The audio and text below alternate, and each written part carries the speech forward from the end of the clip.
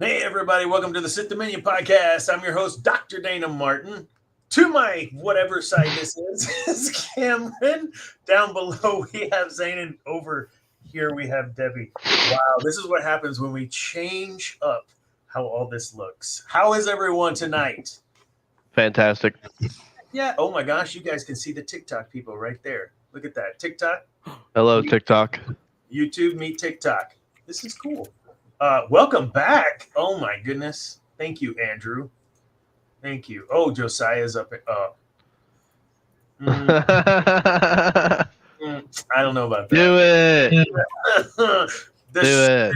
this shirt. Yeah, that was funny. We're not gonna revisit that. Why did I even say that? Yeah. So here we are. I guess it's working. There's people. There's a one viewer. So rock and roll. I am real excited. This is a huge undertaking and has been at least in the last 24 hours, because I'm a procrastinator. And yeah, in the end of the day, I think right now we have our very first episode, which was just Zane and I, on Spotify and iHeartRadio. And if you're in podcast world, I'm still working with iTunes. Sorry, Cam. I know you're like drunk with power Apple guy, but they're terrible. I love Apple. I'm sorry. So here we are all by ourselves for the very first time. And this is kind of lonely. It hasn't been, I thought it would be like easy, right? But no, I'm just kidding. I knew it'd be hard. And we have some great folks in that we're still partnering with. Like Kat, who will be on the show again, I'm sure. And Debbie helping with getting our content moved over. Just for a couple of updates here. And you got to go to Facebook, and you don't have to, you can just mute us, but follow us. You could like us. That's great. We want the likes, but if you follow us, if we get to 100, we can simulcast there as well. I know some folks don't want to pull up YouTube. That's fine. Some folks like Cameron have some sort of propensity for hatred for Facebook. So, Amen. That and TikTok. No offense. Yeah, and here we are. Hi, TikTok. Shh, it's okay. He didn't mean it. He can't hurt you. He can't hurt you. I can. You're not a moderator on there. Do it for the live. Are you talking about the shirt again? Yes, sir. Take it off. Take it off. You can just silence me with a chat bubble. Covers up half my face. Did I really? Yeah, put it up again. Heck yeah. Do it for the live, Dana. So let's go through a couple of changes, some things that will be a little different. First of all, not the layout. I don't think I like this, and we'll probably switch back because I don't want. I mean, look, I didn't clean my office. Look at this; it's a mess. I mean, yeah. So that's one thing. Two, our Discord. We want fan engagement. We want people who want to be involved with the show to jump on to the Discord. We already have some folks, Josiah, Andrew, friends of the show. Debbie finally joined. I mean, she's part of the show. She finally joined. And, there was plenty of Cam, hey, Debbie, wow, just real excited. We've got that Discord, and we've got all kinds of cool stuff that we're already messing around with in there. So come join us on Discord. To get that Discord link, though, it is by invite only. So let us know in a DM. And again, you got to follow the Sith Dominion on Facebook. I got to say that one more time. Beat that dead horse, so that we can actually broadcast there. But we're still on YouTube, and this is going to be our home, and I'm excited about that. I'm looking forward to some changes in what we're doing. We're going to have each person. Whether she wants to or not, Debbie will have a segment at some point. The person will have their own segment too. So if something's really peeving Cam, then Curmudgeon Cam will step up to the plate and talk about it. Yes, sir. Wow, which I know he already has something on the docket for this evening. Zane, as lore master, is probably going to kind of focus on the things that are lore-ish within the Sith world. I know tonight we're going to be talking about the Real Acolyte. And if you saw the thumbnail on the announcement, whatever the show, that thumbnail credited to ChatGPT, image creator, fed it some info, and it created its version of Darth Zannah. And our title for our show tonight, A New Hope. And what does that mean? Well, a new hope for the Sith. I don't believe the Acolyte did the Sith well. Our show, while we go back and forth on a lot of things, there are some things that are certain, and that is that the Sith are not crazy idiots. They know what they're doing. And we like to talk about that fun stuff of the Sith and the dark side. So that being said, we also are going to, after this show, of course, if you're in the Discord, we'll start working polls. We'll try to get you guys on as fans to come into the show. Oh, wait, what? Yeah. So especially when we start the After Dark pieces. So what we'll do, not this week, but moving forward, we will have within Discord an After Dark chill out, hang out session. And if we have a guest that's outside of us, we will bring them onto the Discord and you can chat with that guest. So for instance, DJ Elliott, who was on and even stayed after the show, after it ended, for like 30, 45 minutes. That was crazy. It was super fun. And we got some tea. So love you, Elliott. Yeah, we would do that on Discord where fans have an opportunity to be involved and speak with those folks too. So just several different things we're going to try. Some of it will work, some of it won't. But we're looking forward to all of this and all of y'all's support. Up to 3 people viewing on the very first show. Thank you so much on our new channel. Like and subscribe and hit that bell. Ding. Now, Oh my God, he's already got it down. whew, Should be somewhere down there. So here we are. I did want to reference the shirt thing, Andrew, if you're still watching. So Take it off. Over the weekend, it's been the weekend in Dallas or Fort Worth. We had a death in the family a few weeks ago, and we were working on the property and things of this nature. And I was already like by 11, just dying. And I sent a picture to the guys, just like, I'm exhausted already. To which their response was, "Take it off. Take off the shirt. # take off the shirt." So I did not take off the shirt. But thank you. This has its own life now with Take Off the Shirt. Let's go. Take it off. Take it off. Nope. So a couple of things on the news front. Lando canceled. Did I hear that right? Did y'all hear about that? Didn't they already have it close to post-production, or was it already in post-production? I thought they had been working on it for a while. Where'd you guys get what was the source for that? Because I'd never seen it anywhere. Source schmorse. I just heard they were talking about doing it. I didn't know how far it was or where it was along. Wasn't Donald Glover, wasn't it supposed to be young Lando? Donald Glover, wasn't it supposed to be him? I mean, here we go. We're sharing, y'all. Oh. Are we? Sharing screen, y'all. Here we go. I understand. Let's proceed. Don't you? This must be the first time I've ever shared on this. Yes, here we go. It's on IMDb. Oh, that's cool. Look at that. There you go. I've never seen this before. That's so cool. So there it is. 6/5/2024. I thought it was something recent, but Man, they actually canceled sort of interesting shows and then give us what they give us. That's Of course. unfortunate. Such a great casting. I know. what's the deal with I don't know if you guys know what's the scoop over at Skeleton Crew? I saw something about that today. But I heard it is testing horribly. No. Yeah, and I'm actually kind of sad because I like Jude Law, but I've heard it's testing very terribly. Which is Is interesting. it because it's kid oriented? I don't know, just the concept, and I mean I think the kids have a part to doing it. I think it's almost too Goonies. It doesn't feel like a Star Wars thing, you know. Well, neither did Lego Star Wars, and that was a hit with everyone. And Lego Star Wars is sick. I cannot believe you got those already. I'm jealous. Dude, I mean, the Dark Side Millennium Falcon. Ugh.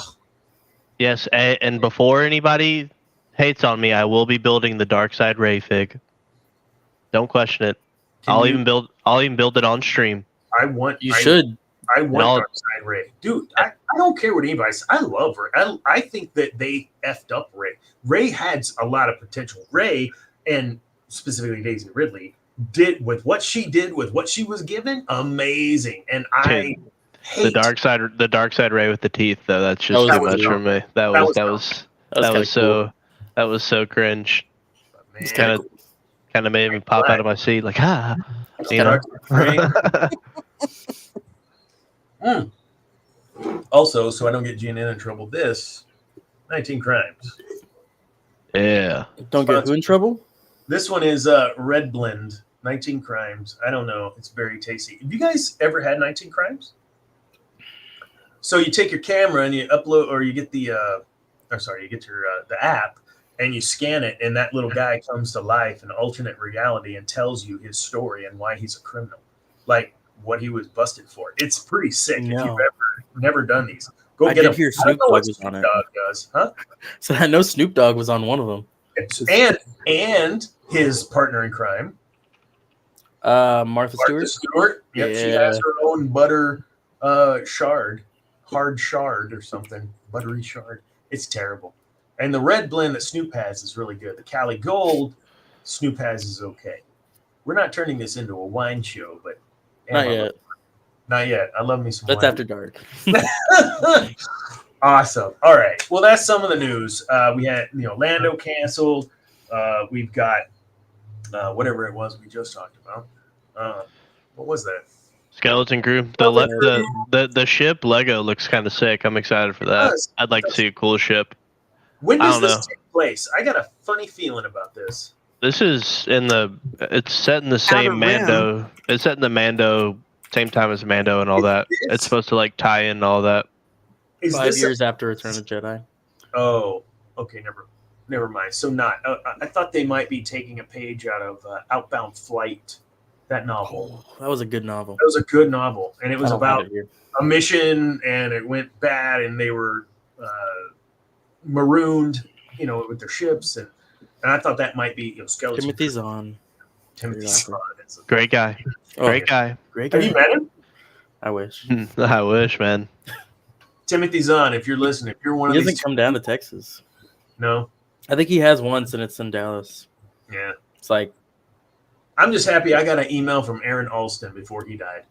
I sent him an email telling him how wonderful his pieces of the Rogue Squadron books were. Him and Michael Stackpole. Jeez, that if you haven't read the Rogue Squadron series, you're missing out on some of the best. Like, it's written so well that you imagine the space battles. You imagine what they're going through and they're thinking while they're being tracked, or they're tracking and they're barrel rolling this and snap left. It's just insane the amount of detail these guys give. Michael Stackpole, Aaron Alston, God rest his soul.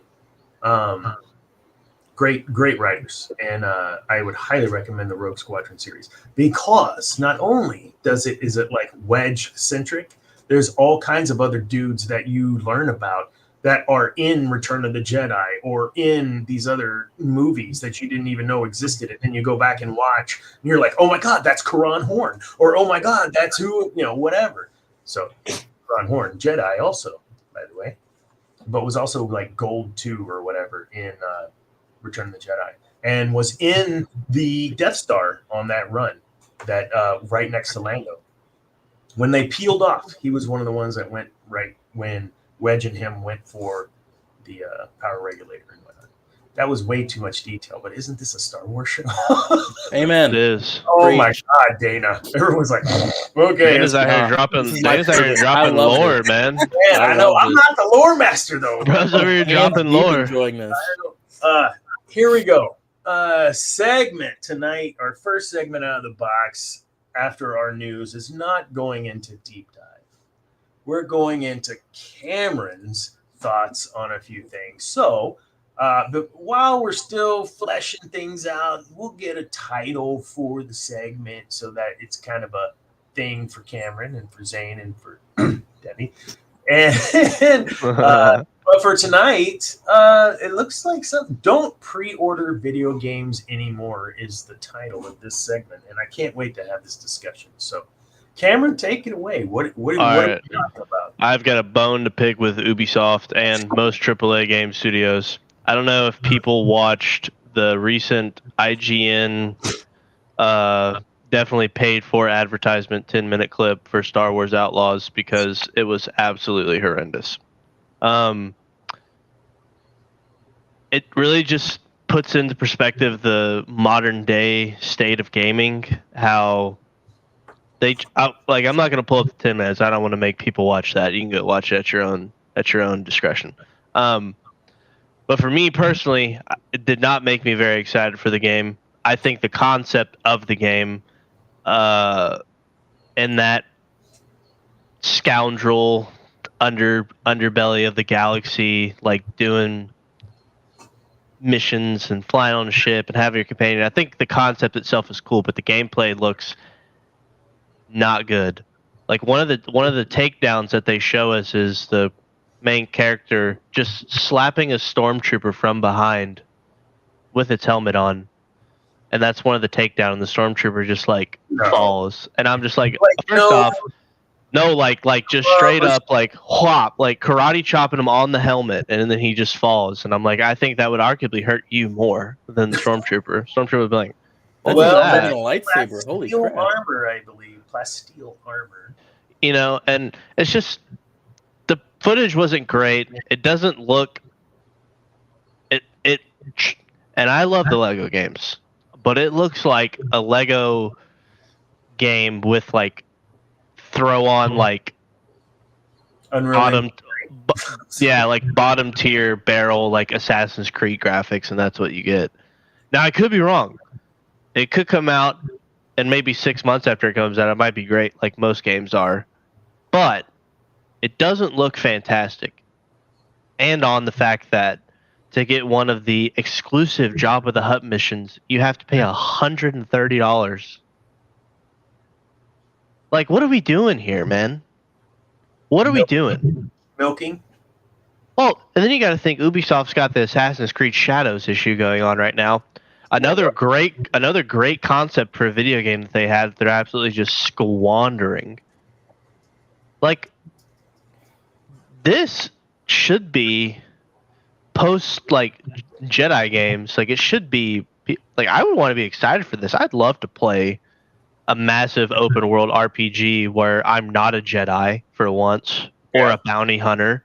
You know what I mean? Also, shout out to Aspire, because apparently I hadn't played it yet, but the Bounty Hunter re-release that Aspire came out with, they actually released a playable game. Unlike the Battlefront Classic Collection, which they absolutely squandered, they should be ashamed of themselves for. That wasn't very great. Bounty Hunter is apparently running pretty well. Shout out to them. Have you guys played it? I hadn't played it yet. Can you get it on Steam? A remaster? You should be able to. You should. Sorry, I'm not trying to derail you. Come back to you. I'll look it up. But like, I don't know. Like I used, and this all started because, as we all know, RIP Game Informer. I used to love getting those magazines with my GameStop Pro back before GameStop became the evil empire. But like, where's like the being able to pre-order games and going to the midnight release of the game and waiting in line with your fellow man, and you're all like, it's just a bunch of people there hype for this new game that's coming out. And we, you know, back in the day you get like 1.5, 2 minute trailer, and now they release 10 minutes of footage, and I'm just like, this looks not good, you know? And then I'm going to pay $70 for a game, and it's not going to be complete. It's going to be patch city hell for the first 6 days. That was something that I wanted to ask you about that I heard you say was maybe in 6 months it's a good game. Yeah. Do you want to talk about that? I mean, we run into this problem, don't we, with games? They're being released shoddy, and then they fix it as they go. I mean, it all really comes back to Fortnite, I believe. I mean, Fortnite at its core when it first released was a cool concept of a game, but it was definitely in beta stage, and it, gradually got better with patches.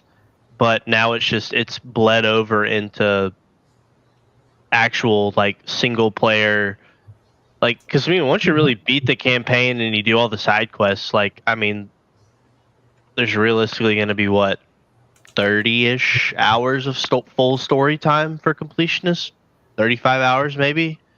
I mean, you have like the Elden Ring or Cyberpunk, but even Cyberpunk, like, I remember my roommate was at the time was so excited for that game, so excited, like it was gonna revolutionize single player games, and it was gonna bring people back because that was like the Warzone, like was full battle royale mode, right? But then Cyberpunk comes out and it's just unplayable, and he's got a rig that's more than capable of playing it, And all the people that bought it on the base PS4, you're just not very smart. I'm sorry. but like the gaming industry as a whole is like it's like we're causing the suffering for ourselves because we still keep buying it, right? Yeah. We still keep purchasing these games that aren't complete. Even if we're not pre-ordering them, we're still purchasing them, right? And we're not making these developers pay for it. We should, and I'm guilty of it to a certain extent. It's just, I just don't get it. And I want Star Wars Outlaws to be good. I probably, if it goes on sale, I might play it. But I'm not over here like waiting for it to come out like I have been.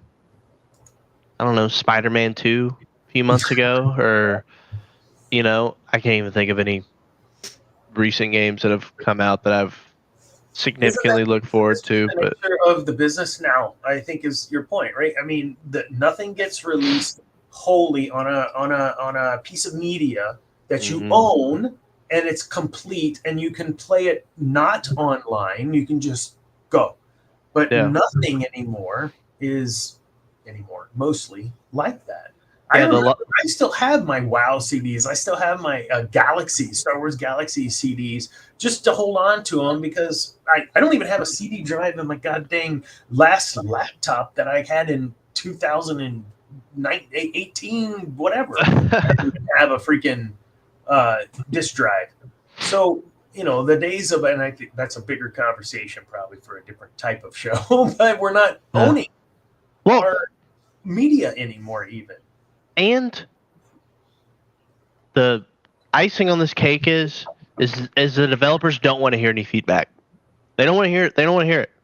Take content, whether it's good or bad, and just take it for what it is. Would you say, and I don't know, Debbie, I know you aren't a huge gamer. You played some games, though, in the past. Back in the day. Nintendo 64. Yes, sir. An icon. I was very much involved in the late 90s, early 2000s with online play. With COD, I was in the alpha for World at War. Like, that game's 20 years old now or whatever, like 10, 15 years old. Like, I was in the alpha for that. Like, there was a really, and talking with those guys while you're playing with them, while we're figuring out bugs, like, that was fun. Like, there was this connection and community between developers and players. And I don't sense that. You're right. I don't sense that anymore, where it's this partnership of making this game better. And maybe it's because the shit that does come out, they haven't really listened or talked about things. They put out the game quickly because Ubisoft has shareholders that they got to make happy. And then we're going to go ahead and 70% this game, and then we'll charge them more to complete it later. See, go ahead. But this is just like with the Acolyte conversation we had 2 weeks ago, when they're like, "Oh, they made the season expecting a season 2." Well, I got a great idea. What if you just made a great or good product? You made a good, complete product. Everything else will take care of itself, It will. right? Don't just push something out to get it out, just to have content out, right? Why don't I'd feel better as a consumer, like the Sonic film. I remember when the first Sonic trailer came out, and he looked like a Terrible. freaking just raccoon or something, and he just looks terrible. And the fans were like, no. And you know what happened? They went and changed it, and I've seen those movies probably 10 times. And a lot of people love those movies. And it's what happened. They listened, took back, and were like, yeah, that probably didn't look like Sonic the Hedgehog. And then now they're getting a third movie. And it's probably going to be. They got Jim Carrey to come back and do a sequel. That's how good those movies were. Anymore. Yeah. Like, just make good product. Make good product for your consumers, and everything else will take care of itself. Yeah, I think we're getting off even with consoles. You don't even really own the media because it's a 4 gig download when you get home with the disc, right? Nobody cares at home. I don't know, but to this point, I was having some PC issues. Overwatch, Destiny 2, Adobe Premiere Pro, and a couple of other Adobe suites for the show, all the things. And I've only got like 30 gigs left out of 500. Gotta get you some more storage, brother. Games and the 2 video games, Destiny. Holy jeez, Destiny. Okay. Huge. It has a lot of content. I heard myself echo. I said that so loud. Hey, it's not as bad as COD though. You download COD. If that's the only game you're playing. You're playing one game of COD, and that's the same size as Destiny. That thing's like 300 gigs or something, brother. It's insane. It's more than I feel like I gotta crack open and upgrade my hard drive just to freaking install a new version of Word. Charla, please get my man an M.2, please. M.2. M.2 SSD. Oh, 2 terabytes. SSD. He'll be all good. I've got a 5 terabyte external, but it's external. That thing will explode. You try to run Destiny on that. But I've had to move all my stuff over there. It's gonna evaporate into the multiverse. Just so yeah, I appreciate that. I think we're all really worn out, tired of, exhausted of the way that we felt like we've been played over the last, and it all started with EA with microtransactions on Battlefront, the new one or whatever it was, 2 Battlefield, and it was like, are you kidding me? So in order for me to be good, it doesn't matter. You got to buy your gear. And then the move to cosmetics, that's cool. Doesn't impact me whether I want to buy it or not. It doesn't impact my play. Now, where I think it does is, Zane, you may have mentioned this. On Overwatch, we were talking about the new skins, and that they actually do change the hitbox a bit, some of the skins. Or no? It's what's referred to as kind of like a visual hitbox. Basically, if someone has a bigger hat, it's easier to aim for their head because they have something bigger to shoot at. Especially when bullets have a size. Mm-hmm. So you can shoot for the hat, and the actual, whatever the projectile is, can clip into the character, and it counts as a headshot. I got you. So it is all visual, but I mean, bright colors, bigger items on top of skins. It's all that visual hitbox. Got you. Yeah. Okay. I remember when COD came out with their Groot skin or something for Modern Warfare, and it was like you couldn't see it, like blended in with certain maps, and awesome. That's fantastic. Yeah, so like everybody bought the Groot skin because they were able to like win games, but then they ended up patching it. Of course. It's just Yeah. Activision's the worst, but Ubisoft is really, really playing hard to catch up for being the worst developer out there. I think we need. Do any of you three have the Bounty Hunter game? No, but I can get it. Yeah, same. I think we need a review of that next week. Someone want to take that? I can. Let's go. You can. Anyone else wants to take it? Woods, we gotta buy a game. All right, there we go. Thank you. All right, thank you. Do I get to write this off? I mean, if he pays Unless you, you're to an do it. employee. What? Put me on the payroll, brother. I mean, What? After I get paid. Thanks, Cam. This was great. I think this is a kind of a good segue, a good understanding of what we might get from you in the future. Poor Debbie's sitting there like, I don't even play this damn game. I don't even know what talking about. F y'all. No, we'll get to you because you're Cam, thanks though, because I know you're gonna have to bolt here in about 15 minutes. I'll probably just go ahead and bolt. Feels like a good transition to dip out, but I'm gonna watch the show while I'm headed out there. Don't let the door hit you where the Lord split you. Get the And don't be afraid. Dude, no, this is great. Welcome to the Sith Dominion New Hope, because we are the new hope for Sith around the world that want to get together and be a community and freaking understand that this is the way. This is the way. It's only passion. Cameron, thank you, man. If you sign Thanks, out, everybody. that's great. We'll see y'all next week. See y'all next week. Bye. Okay, now that he's gone. What's up, Debbie? Hi, Debbie. How's it going? Hey.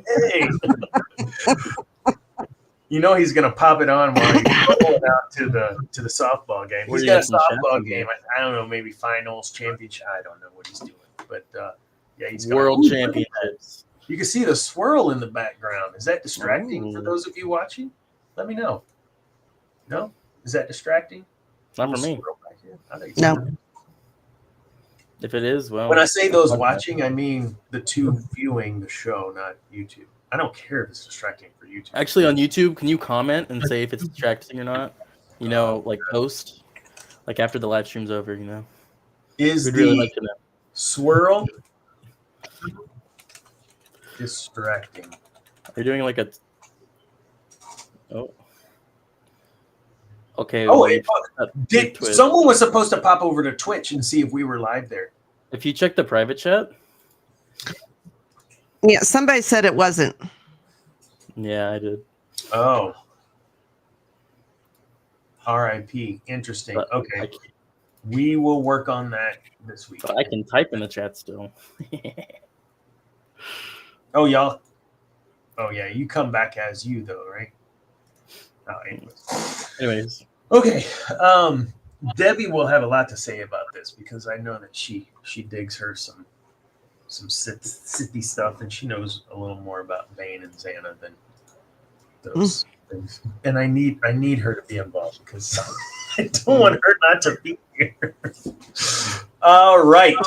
Our next segment will be Zane. So, A New Hope is the name of this episode because we feel like we are a new hope for the Sith. We've talked about that a little at the beginning of the show, but it was interesting because Zane, of course, he's my son, but he's also on my same wavelength that I created this show title in this way on purpose because it is a change. It is something I think a little different and new. And just from my searching, I cannot find take off the skirt, take off the shirt. No, Cameron, not taking off the shirt. I don't have a skirt either. But in the end, again, we want this to be a cool community. Are you kidding me? You guys can do that now too? Lovely. Lovely. All right. Yeah, Debbie, I'm getting you a solo girl at the Sith. You guys email Debbie at sologirl@thesithdominion.com. But don't do that till tomorrow because I haven't created that email yet. But and I'll ping you in here in Discord with all the stuff and things about it. Okay, Deb? All right. Okay. Here we go, Zane. So Zane comes to me. He's like, my segment. I want to talk about the real acolyte, real all caps acolyte. I don't know what does that mean? What is this about? I get it. Darth Zannah probably was the epitome of what an acolyte should be, and all the things compared to what bullshit we get. PG-13. What bullshit we got in the acolyte? That was not the acolyte that we know to be the acolyte. And even in lore, that's canon. That really isn't an acolyte. Okay, that's your introduction, Zane. So let's talk about Darth Zannah and the acolyte. All right, folks. Before we get into this, I just want to say, I was, I put down the Holy Star Wars Bible, and I was done. I was done until I got a call from Dr. Dana, and he was like, Zane, we need a new hope. We need to bring this back. And I'm like, you know what? He was on the video. He was on his hands and knees begging, and I'm like, I got this. So basically, right, we decided to go with Zannah. Why Zannah? Well, when you think about it, Darth Bane destroyed the Sith. I mean, that whole Sith Empire was gone. It was back and forth, but he closed it off. And it was the start of a whole new era, a whole new era in Star Wars, a whole new era in the Sith Dominion. So these things go really hand in hand, and so we felt it was most appropriate to go with Zannah. So who is she? Right? Well, I figured we would start with the real acolyte, kind of like the show, Let's try to match this kind of to the show, and we'll kind of go through like the entire, beginning portion of Zannah to when she met Bane and all that fun stuff. And I think we only have like an hour and 30 minutes left. Right? Yeah, I know. I got this. Okay. Let me cook. We have other things to talk about. Let me cook. We want Debbie to talk in the show. Debbie will talk.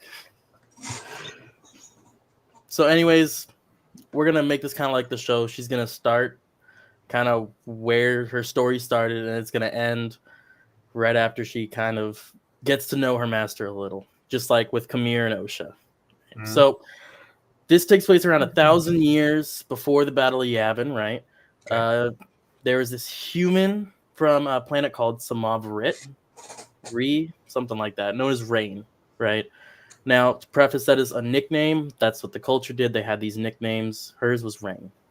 She was recruited into the army. Her nickname was Rain. Rain. R-A-I-N. It sounded like Ren. I just wanted to make sure. Yeah, I got you. Rain. She was recruited into the Army of Light along with her cousins during that new Sith Wars, and specifically the Rusan campaign, which was the last big thing at the end of that Sith Wars. Right. And so the Army of Light, just to kind of go along, they were this section of the Jedi that were basically the ones fighting the Brotherhood of Darkness, who was the new Sith regime, So when regime, thank you. My bad. No worries. Whenever they did arrive on Rusan, though, right, they got attacked and ended up. The Jedi thought that they all died, except for she didn't die. She actually got saved by this creature called a bouncer. All you need to know about it is it's like the species that lives on there, on that planet. So it didn't have a name. Brain called it Law. Such a crazy name. So essentially what happens around that time is that after she was saved and befriends Law, there's this big force storm that passes over, right? And these are events that are kind of tying into what's happening with Bane with the thought bomb, right? So this force storm goes over them, and she protects Law and herself. And it really, it was the first part where it really showed her force potential. Right? She did protect herself and Law from that giant force storm. After that, though, some Jedi scouts who were trying to search for the Jedi, or search for the Sith, any remaining, found Law, right, and killed Law because the species was known to be hostile due to all the stuff that has been happening on the planet. Rain didn't like that. Her best friend and savior just got murdered. So in some random unforeseen events, ended up massacring all of the Jedi scouts that were there. Yeah, Nice. really good for her. And it was this, it was this moment that attracted Bane to her, right? This huge amount of dark side energy. Felt her. Mm-hmm. And during their interaction, Bane's like, "Why aren't you afraid of me? I'm a killer." She says, "I'm a killer now as well." It's really cool. So Bane ends up accepting her as his apprentice. Hold on, time out. And You've Mhm. read these books too, right, Debbie? A long time ago, yes. a long time ago. I'm the only one that hasn't read these two. Really? So I feel like when we talked about Darth Zannah before, we didn't go into this much detail about her past. We talked about her loyalty, all those things, but which I think you're going to talk about, but maybe. but we didn't talk about the past. So this is really new to me because I don't know this piece. So thank you. Sorry. Yeah. Keep going. So after they kind of become master and apprentice ish, right? It's a little iffy right now. She's following him around, and Bane takes her to a old Sith camp that is abandoned because all the Sith are dead, and there are scavengers hunting around and getting stuff. And before they make it to the camp, Bane's like, "Stay here, wait for me." Obviously, she doesn't wait for him because she wants to see who is this Bane guy. She's not able to catch up with him. However, when she gets there, she sees all these bodies massacred, except for two little guys running away. Right? She asks Bane, why? If the Sith are about murder and bloodshed, why let these people move and live, right? And it actually says in the book on page, what is this, 23 of the Legends version, obviously. Paragraph. It's towards the end of the page. Bane is quoted as saying, "Prowess in combat is the simplest display of the dark side's power. However, he cautioned her that brutal and quick it serves a purpose, yet it often less effective than subtlety and cunning. Ultimately, letting those mercenaries live may prove more useful than killing them." Right? Really good quote. She still asks a lot of questions. It goes back and forth, and he basically keeps moving to the point that these scavengers are traitors and thieves. Who is going to believe traitors and thieves? And so when you hear these half-truths, these rumors getting out about Sith being there from murders and thieves, they're not going to believe them. And it's going to unsubstantiate these rumors that are coming on, which is giving them more freedom to do exactly. Because as much as you want to go in hiding, you have to interact with other people. Okay, thank you. Can we pause? This is business stuff, right? This is leadership stuff. Like, not kill people and let you live. That's not what I'm saying. Like, you gotta have employees. Damn it! Right? But this is how you do it to be successful. Like you have to have some sort of. I don't want it to sound like you gotta put up this front or whatever of watch out.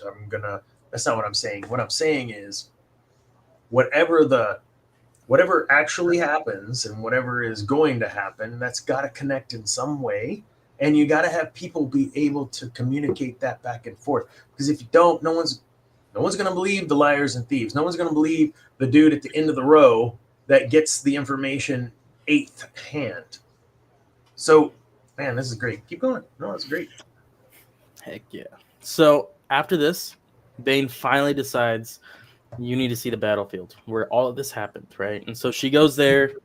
She's kind of able to gather kind of the feeling of death, as a lot of Force users could. And they go towards these caves. And as they're looking in one of the caves, out of the other cave, who appears but one of her cousins, right? Now, wait. Were they? Okay. One of the cousins that apparently survived. Isn't that crazy? Anyways, he saw her and saw her with a Sith and thought that she was being kidnapped. And so he drew a red lightsaber blade, which I'm assuming he found on the ground, right? And went to go attack Bane and free Zannah now. That doesn't go well. Zannah doesn't want him to die. Bane would kill him. So what she does is before he can get to there, Zannah uses the Force to explode his hand that's holding the I lightsaber. want that power. That is so cool. Right? This already tells you, like, she was not the biggest Force user when she was a kid. In fact, she was like last pick from the Jedi. She Like was only dodgeball, brought like you she only was win. only brought with her cousins so that she wouldn't be alone. Mm. So this tells you where she was at, and she's just exploding this guy's hand now. And as Bane asked why she didn't kill him, what did she say? Killing him was pointless, just like Bane said to her. That's Isn't that fantastic. crazy? He was like, touche. Mm-hmm. Nice. And so on this tail end, right, this is where we're gonna cap it off of the season. So there's a lot of stuff here, a lot of content that even I've skipped over after writing all these notes. But at the very end, now imagine Bane's talking to her, right? They're going towards the ship. He's like, "You got to stay here.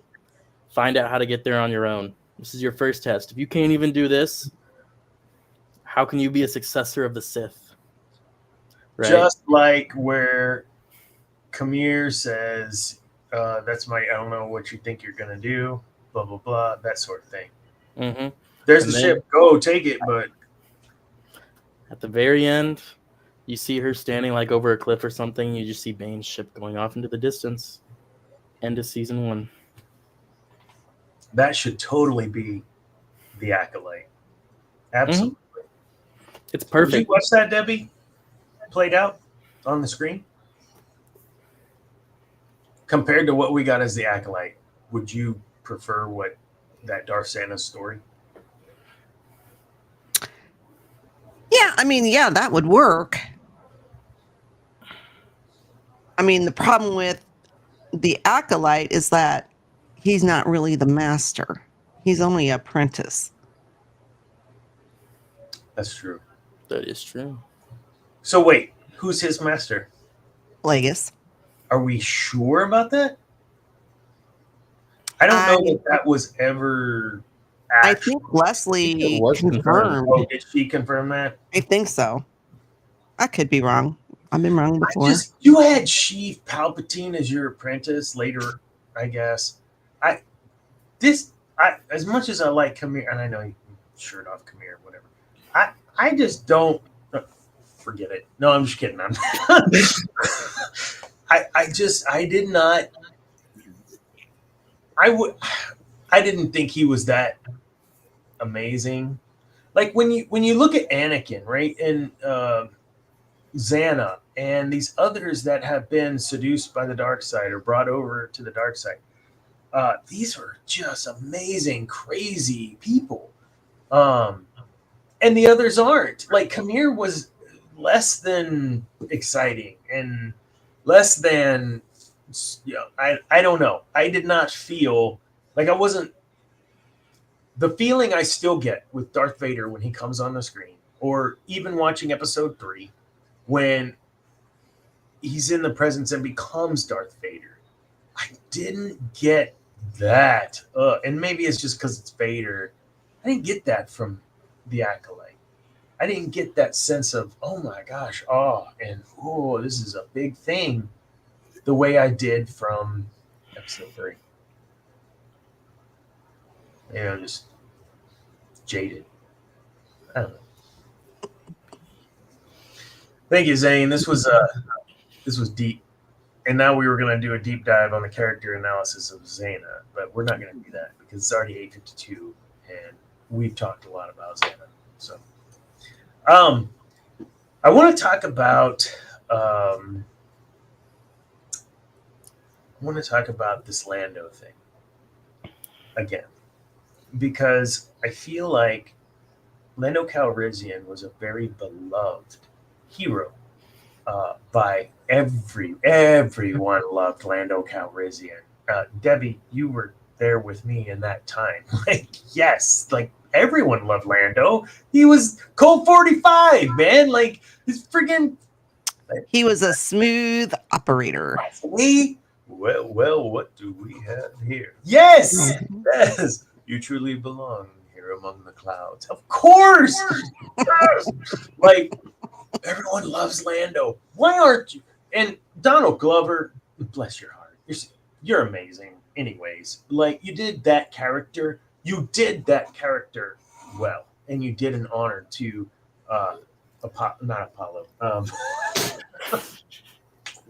What's the dude's name? Lando.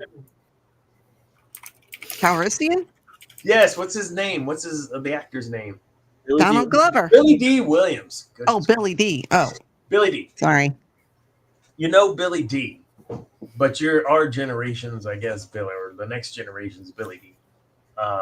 He's crazy. You're smooth. You're a great actor. I love watching you perform. I'm really actually a little upset about this. I think the way they left his character in Solo, there was like, okay, cool. He's going off to have his adventures. And I was excited to see what they might do with that, and was excited when they said they were doing a show. So I'm gonna throw this out there. Is there any hope, really, for the Star Wars franchise as we see it moving? And I'm not trying to be a negative Nelly, okay? I'm just, in the last year, is anyone else nervous about the way things are going for this beloved franchise of ours? If Marvel can pull a 180 with Deadpool, I say Marvel, it's Ryan Reynolds, and director. But if they can pull what they did with Deadpool, I think there is hope. Not a lot, but there is hope. So, Deadpool, though, being the brainchild of Kevin and Ryan, Kevin Feige and Ryan Reynolds, having that combination, what combination are we going to get on the Star Wars side that could be as dynamic? Because we've talked about this a little in the past, and I know you guys have talked a little about it on your other show there, Deb, on Cantina. I mean, I'm worried, and I just want y'all's thoughts, like, about the future of our beloved characters, heroes, and even future heroes. I mean, what are you guys worried at all? I don't know. I don't know. I mean, I take each project that comes out and watch it for what it is. Even if I don't like the project, I usually try to find something within it that I do like. And I guess that's because I'm known as the positive person here. Which is unbelievable if you know Debbie outside of this show. No filter Debbie, we call her. No. But yeah, I mean, and it's the same with any of the fandoms that I like. I mean, I know Star Wars more than I do Marvel because I've never read the comics, maybe one or two here and there for Marvel. DC, I only know, what I've seen in the movies and whatnot. But I mean, yeah, I always try to find something that I like out of it. Now, there's some Star Wars that, I will refuse to ever watch again. Resistance. Is there any that you haven't seen at least once? Anything that Disney Plus has put out over the last whatever? Have you not watched something at least once? Star Wars wise? No, I think I've watched pretty much, well, outside of the droid cartoons, I have not watched those. Just recently, over on Cantina Happy Hour, we watched the Ewok movies. I had never watched them. There's and I will never watch them again. they are something. That's the only thing I remember. That little blonde, annoying girl, and I remember Star Cruiser Crash. That's all I remember. Oh, she was adorable, but her brother was a real twitwad. I don't even remember because I watched that when I was like 7, 8. Yeah, I mean, there's bits and pieces of that I like, but it's not something I would ever watch again. Yeah. Zane, anything for you? I haven't seen a lot. I definitely haven't seen Resistance. I'm with you. I think I've watched the least out of all y'all. Technically, I haven't seen Andor because that was during the time of Star Wars, whenever it was iffy. You know, it was around Book of Boba Fett or something like that. I don't know. There's a reason why I didn't watch it, and then I just, you never get around to it. You have an entire series called Andor that's based off of a character from Rogue One named Andor. Yeah. Cassius Andor. And he says one line, and this entire movie is this entire series is based on one line. You just joined the rebellion. I lived it. Like, that, I didn't understand at the time. Like, okay, so this guy goes back. Whatever. Dude, who wrote that? Why did we get such great writing in Andor? And I'm going to tell you folks that haven't seen Andor, Zane, it's not a shoot 'em up, crazy saber. It's a good series. It's more serious. It is very seriously political series. It's very good. Very spyish, espionage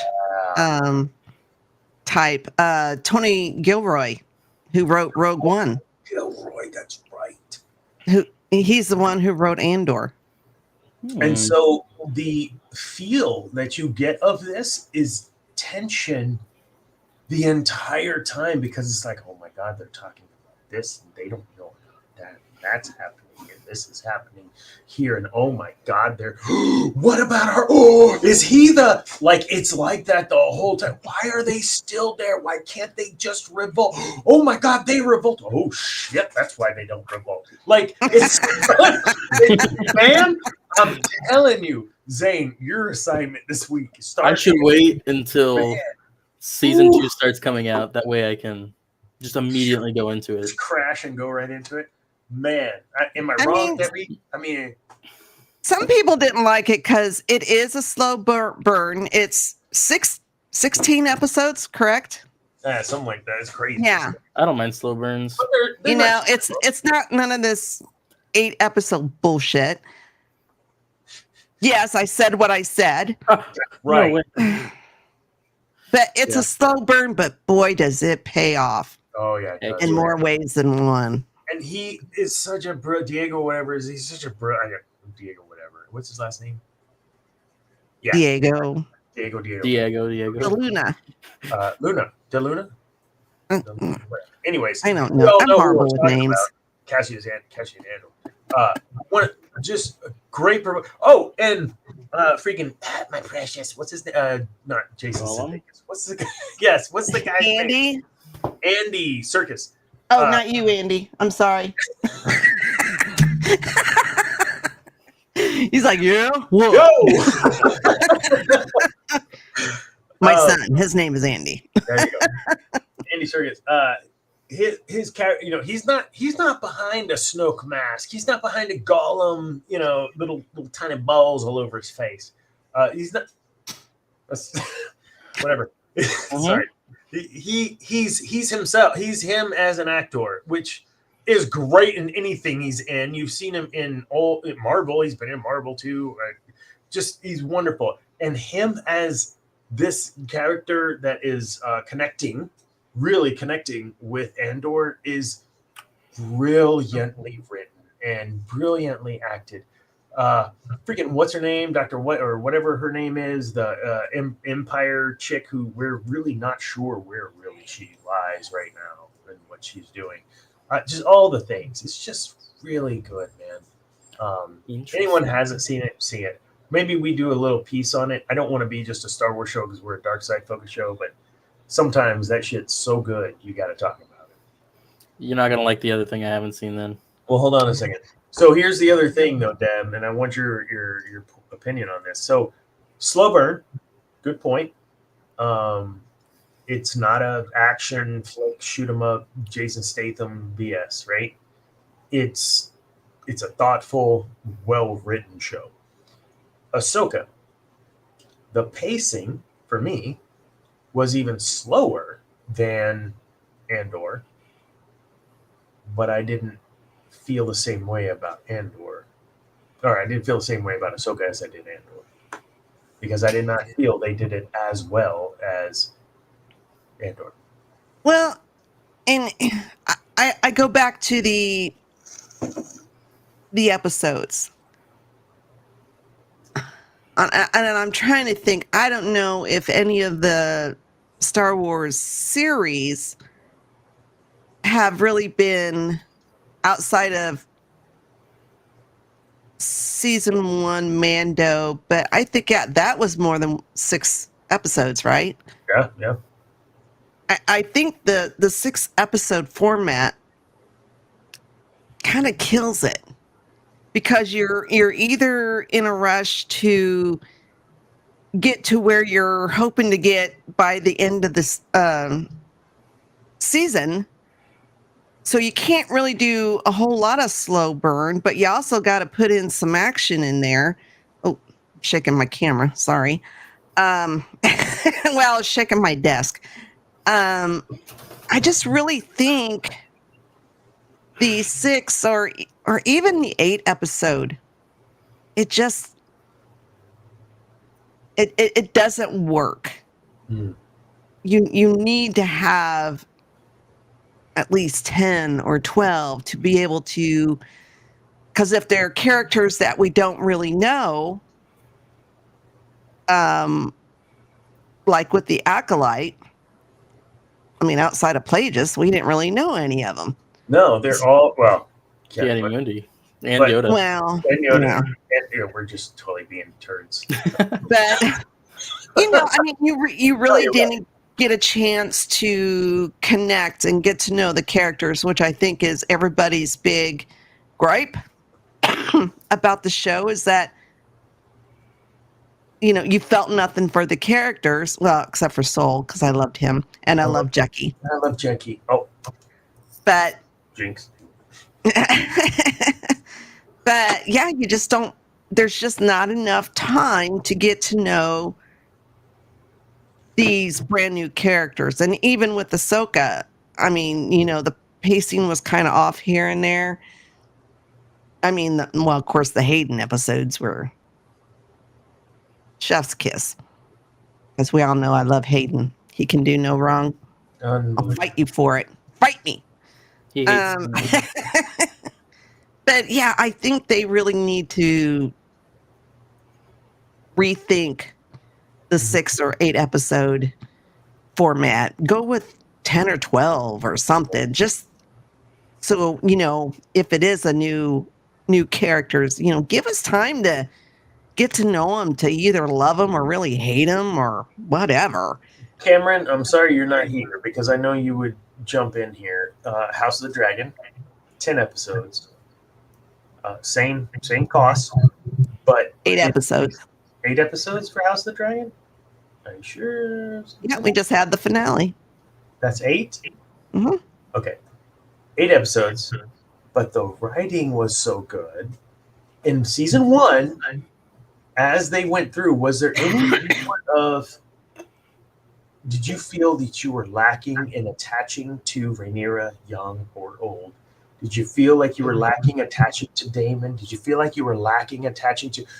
Like, this is, I think, Cameron's real huge point, and what you may be alluding to as well, is that it's okay if you have an 8 or 10 episodes if the writing's there to back it up. Did you feel in season 1 of House of the Dragon that you were able to make connections to those characters, 1, and 2, if so, why couldn't you with Ahsoka in the same amount of time? Who's that for? You? Oh, gosh, I get to talk some more. I know. I'm like, shut up, Zane. Just sit over there. Curmudgeon Cam went on for longer than I anticipated. Sorry, go ahead. Well, I mean, season 1 of House of the Dragons was 10 episodes. This Maybe that's where season was only 8 episodes. I mean, I really liked the finale, but it didn't give me that payoff. Mm. And I think a lot of people, especially if you're on TikTok, were not really too thrilled with that finale. I mean, yeah, It was we got some good shit, during the season. But yeah, I mean, people were saying, the season finale was more or less a 70-minute trailer for season 3, which we won't get to see for 2 years. Yeah, it takes too damn long. But to answer your question, yeah. And I've never read the books, so I didn't know diddly squat about these characters outside of if they were ever mentioned in Game of Thrones, because I've watched that. But yeah, I mean, you really got a chance to get to know them, either love them or hate them. Team Black, Team Green.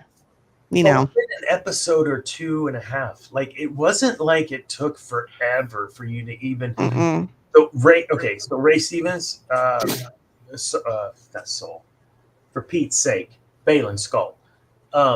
And going back to Ahsoka, I made a huge connection with that guy, but it wasn't until like episode 3 or 4. And you could have had so many more of us people if you had just, an extra 5 minutes on this guy per episode in 1 and 2, right? Like, just give me a little more. And I know that they can't anticipate that. I've tried writing a show, like a play.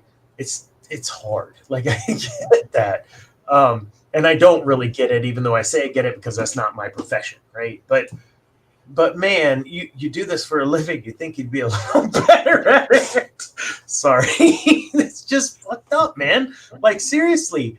It's kind of like when I lost my shit about Han. Like, it's just lazy ass writing. You kill him off so you don't have to figure out what to do with him. So Balin, you had a great opportunity there, and then unfortunately he passed away. Well, now I don't even really give a shit about Ahsoka. Don't let Charlotte know. I don't care about Ahsoka now because it's like the dude I wanted to see is gone. Like, he's passed away in real life. We'll never get more of him. Recast. It depends on who they get to play him. Russell Crowe. Love Schreiber. Oh, I actually was like excited about Russell Crowe, but then you said that. No, I'm like saber-toothed. Yeah, 100%. And another difference is between House of the Dragons and the majority of the Star Wars series is that each episode is over an hour long. An hour to an hour long, an hour and 10 minutes, an hour or 70 minutes or 80 minutes, whatever. No commercials. I mean, it's just... Right, no commercials. So you get, even though it is only 8 episodes, you get that extra time with the characters. Yeah. Where with Star Wars, I mean, one episode's 20 minutes. One episode might be 40 minutes. One episode might be 30. Quit it. Cut it out. There is a formula, and I'm okay with some of the formulaic stuff, like make it a 45-minute episode, right? I'm good with that. Make it 45 minutes, move on. But whenever you're lacking content, I think you have to kind of cut corners, and I think that's what they did. Mando did that too, though. There was not a single episode that was the same runtime. And everybody hates it. It's like, this is something major that everybody has complained about, is the inconsistency. Same with the Marvel TV series. One time it's 30 minutes. One time it's 40. Sometimes it's 20 or 15. Jesus Christ. And it's just like, it doesn't work. And of course they're, well, if it's written well, you don't need an hour. Well, hello. Some of it's not written well. Okay, my bitch rant's over. We were talking about the Debbie discussion. The Debbie positivity, but now she's Debbie Downer. Come on. Well, I'm just saying. Just kidding. No, I love it when you're unfiltered. Getting in the Debbie details. That was my segment. Thank you. Debbie details. The Debbie is in the details. Mm-hmm. Debbie Downer. That's me. No. That's Cam. No. Funny. No, thank you for that. I agree. I think when we look at what we've been getting, and we talked about this on the GNN side, we're gonna watch it because we're Star Wars fans and they're banking on that. The problem is the rewatchability. The rewatchability of episode 4, 5, and 6 of the Star Wars trilogy is rewatchable indefinitely. The episode 1, 2, and 3 have varying rewatchabilities in my opinion. 2 is not so great. But 3 I will watch until I die. I appreciate that. See, 2 was more of the love, right? And I do like some of that.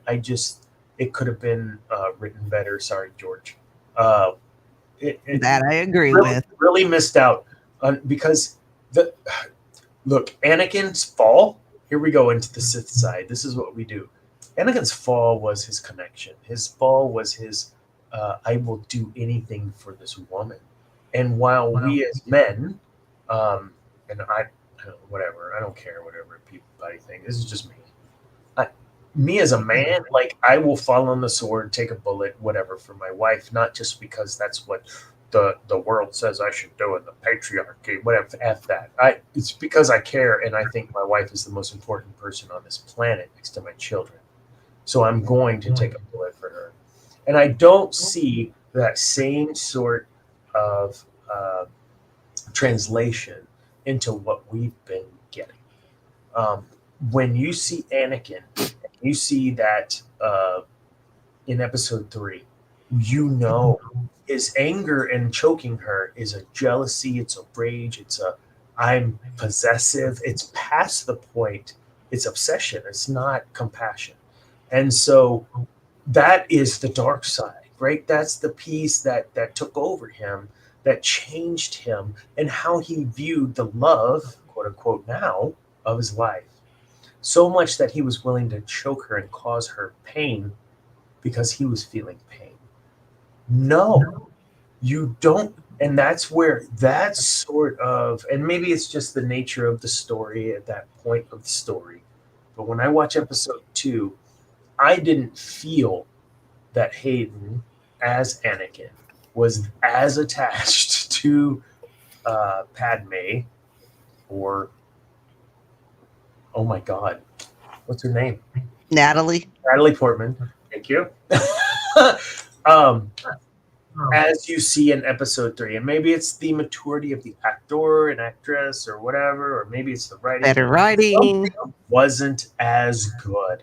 And I think I've explained that in a way that you understand where I'm coming from, Debbie. Obi-Wan would be so mad at me if he saw me doing this. Shut up, you Gen Z fucktard. Hey. Sorry. Come on. I'm not the judge. That's a millennial thing. That's a millennial thing. 2000s? Yeah, okay, that's a millennial. Thank you. But it bleeds into Gen Z. Whose fault was that? But anyways, you know what I'm saying? Like, the way they made him in episode 2 is not the way they made him in episode 3.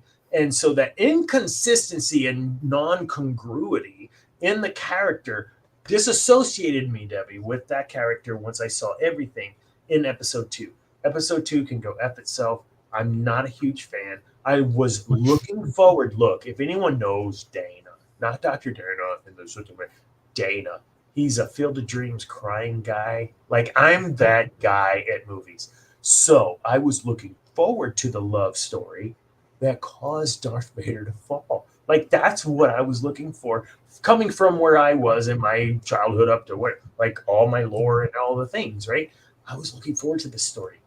And it just fell short, in my opinion, in episode 2. So, Debbie, I wasn't trying to say it was a terrible. It's just I don't think it was done as good as it should have been done. And given the, sorry, George, but it just wasn't as good as what I thought it could have been.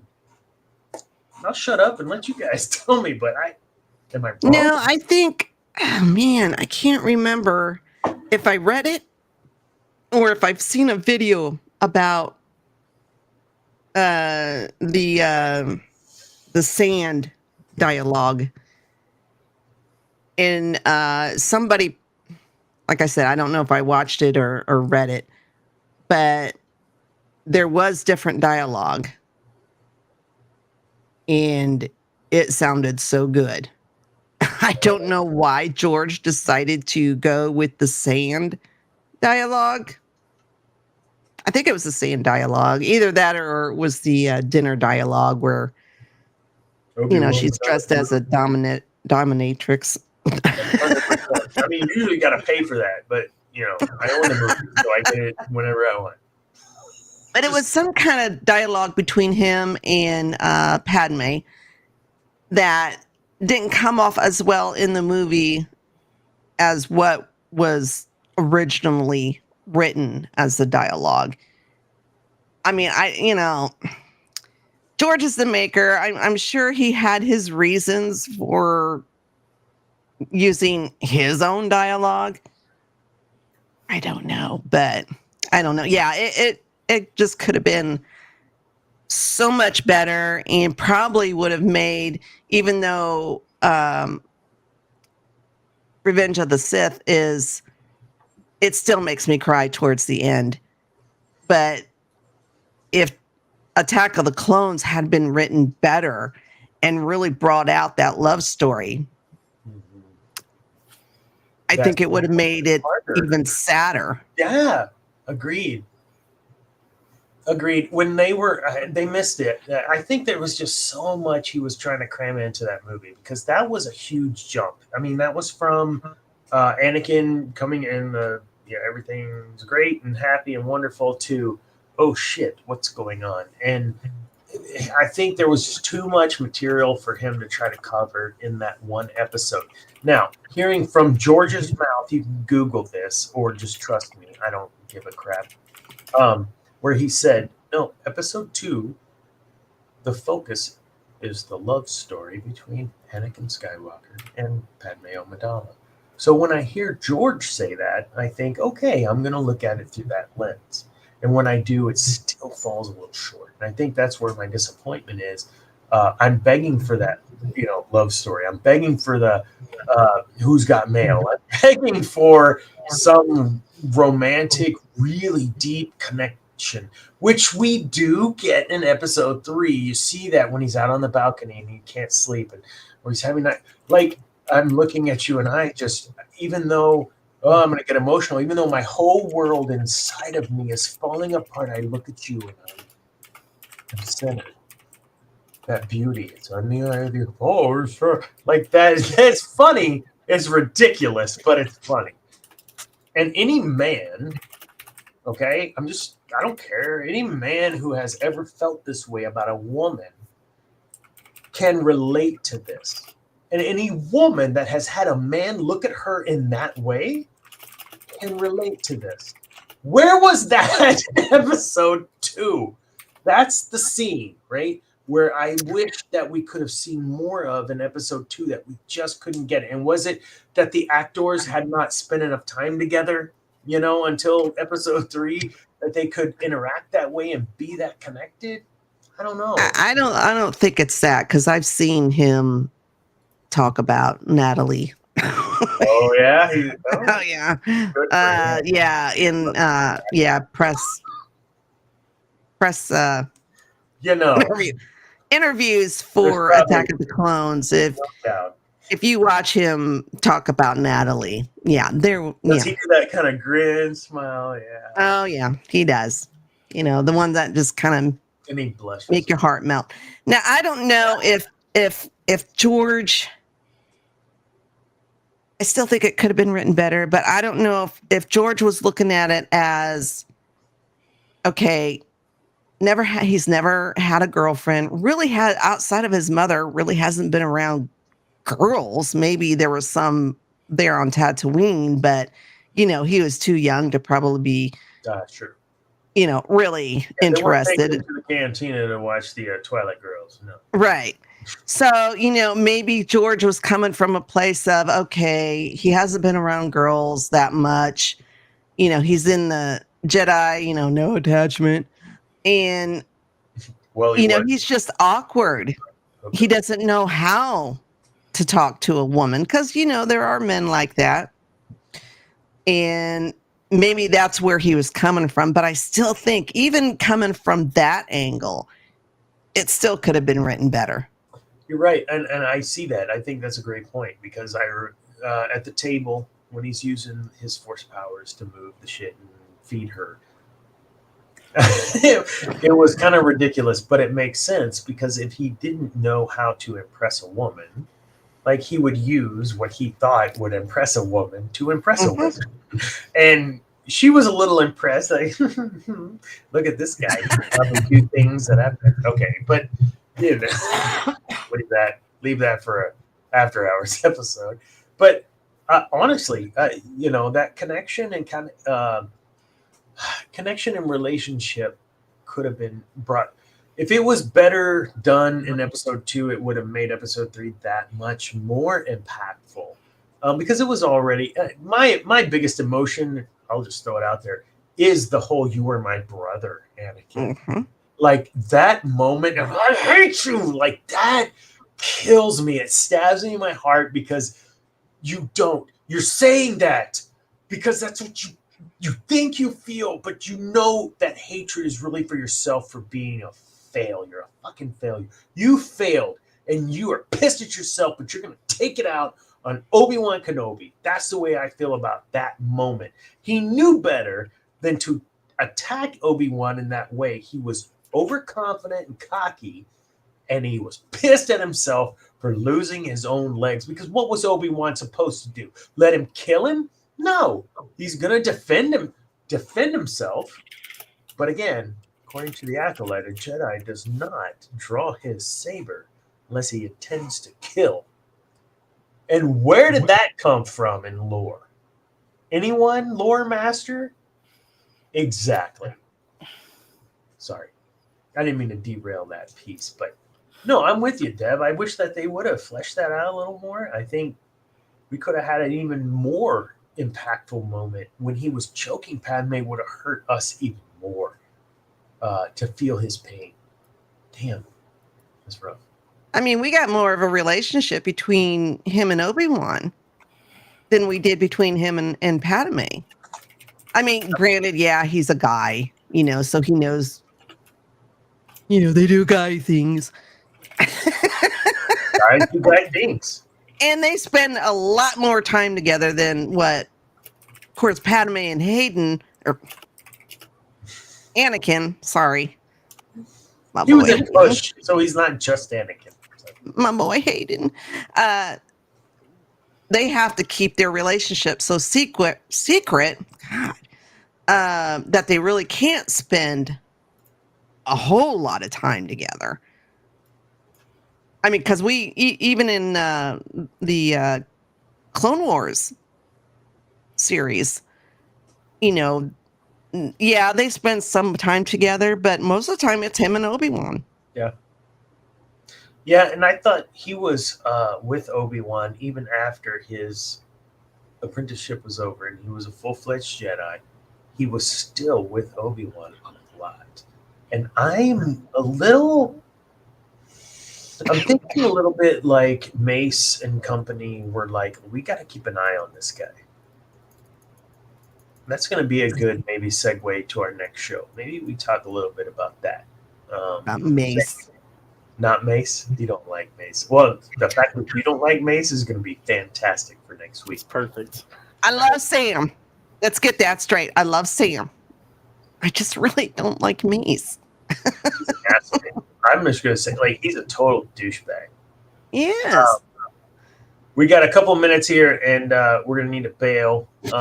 But I don't want these shows to go 2 hours plus, especially if Debbie's, like, on the other side of the country. So it's already 10 plus for her, and it's 9 plus for us. Zane, I think you got to pop off here soon. So we'll go ahead and shut down the show. But, oh, my God, what an amazing first show. Debbie didn't say shit for an hour, and then all of a sudden it's all Debbie for the last 35 I'm clipping it. So it's And then I took over. Cam, thanks. I'm sorry you had to bail. You had to go do your thing with some softball. Zane, you're going to need to bail. And there's going to be some in and out over the next couple weeks as we're coming up. But I didn't want to stop the show. I wanted us to keep trudging forward and figuring this out. So thank you, few people that joined for the live on our new channel. Thank you so much. Those of you that joined on TikTok, thank you as well. We're going to be in the Discord as well. Starting next week, we'll be in Discord at the end of the show so that you can join and chat with us. Man, I don't know what else to say other than thank you all. This has been a really cool opportunity. That GNN, thank you for giving me a platform for a while, for a year, a solid year, like you trusted me with your name. And thank you so much. I don't know if anything actually been started. Okay. Anyways, we will continue with our partnership with GNN, though. Kat is helping us out. Debbie, who is still part of GNN, help us out and on the show. So we'll get all of our content moved over and those sorts of things over the next week or so. Also, we will have a merch store here in the next week or two as well. If you want to check out that cool ass top right logo, the Sith Dominion. I know that Cam, his wife, is an artist as well on her side gig or whatnot. So she's working on some logos for us. That's cool too. And if you're in the College Station, Bryan College Station area, Texas A&M area, or in the surrounding Houston, the Tri-Cities, Houston, Waco, Austin area, which is kind of all within an hour and a half of our beautiful conglomerate of Texas A&M. Come see us on September 14th and 15th. We will be at the College Station Comic-Con walking around. We'll have a bunch of like stickers and whatnot, maybe a couple T-shirts to give away. Come find us if you're in those areas and you want to head over to the Comic-Con. I don't know the full list of people, but Kari Walgren was at the last one last year, and I know you guys know this if you watch the show because all I talk about was her after that. I know for sure Jason, what's his butt from Power Rangers, Red Ranger, he'll be there. The second Red Ranger, not the first Ranger. Yeah. And then James. He plays Bowser. Oh, you're looking it up. Yeah, there's a few really cool people. We had also Cowardly Dog, Courage was there as well. Anyways. Yeah. Come check us out. Debbie, thank you so much for all your help on the back end, especially, but in the show. Sorry, Cam took over and you couldn't talk. You can talk. Just tell him to shut up. Shut up, Cam. It was his segment. I wasn't going to say anything. He was going nuts, man. He had a lot to say, too, and I wasn't. Plus, I know shit about gaming outside of Nintendo 64 and Star Wars Galaxies. That's all the gaming I know. Hold on a second. We've talked about Galaxies. You played Galaxies? Mm-hmm. Like a lot? You might need a Galaxy show. We have a Galaxy. I was on a Galaxy EMU server for a while, even. I totally freaking do that shit again. It was so fun. And it's pre-NGE. How long did you play it? Oh, man. Years or months? Years. Okay, so from the beginning. So when they changed it to be more like WoW and everyone could be a Jedi and all those things, and that was dumb. So the server that I'm on is the pre-NGE server, and I haven't been back there in about a year. but I'd love to go back. We should probably do that in Discord. We'll talk that up, see if folks want to go play some Galaxies on the side. Debbie, I loved that game. I played that game until they shut it down. I was on the server when it shut down. Like, I was all in on that game. Man. And we had a whole group. There was like 100 of us sitting there when it shut down, and we just see people coming. It was so sad. And I think there was another game that just closed out here in the last few months that happened as well, where everyone was kind of sitting there watching it, and just stuff started falling off. And that sucks for people who really invest in those worlds. Oh, it was the Halo. They stopped supporting or serving multiplayer on Halo Reach and 3. It was basically Halo Xbox 360 live services. Everything was end of life Everything on live. 360. Everything that was released on 360 that was Halo was end of life. Mhm. That's what that was. And so I watched this TikTok video of this dude like just sitting there. He's like, "Why did I keep coming back? Because it was all I knew. Like, it was something that was real and true, and all these. And it was just heartfelt from someone that grew up in that. Like, you know, I'm in my 20s, and this game comes out.